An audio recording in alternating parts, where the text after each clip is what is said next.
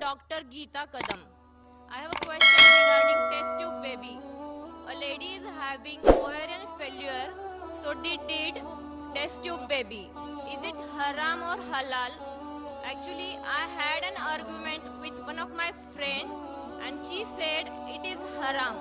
If it is haram, so what that lady can do for having a kid? Please explain me.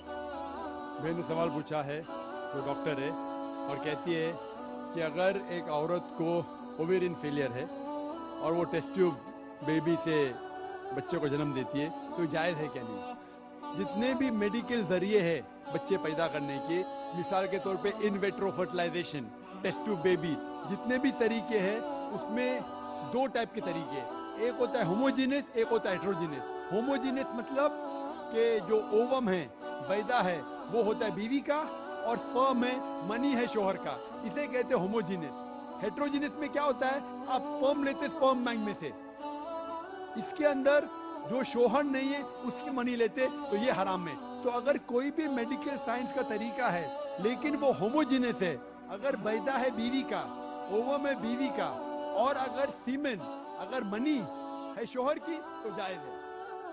लेकिन अगर sperm bank में से आप लेते हैं, दूसरे कोई आदमी का लेते हैं, तो ये हराम है। तो जितने भी मेडिकल तरीके हैं, अगर होमोजीनियस है इसमें कोई एतराज नहीं है, हेट्रोजीनियस है तो हराम है।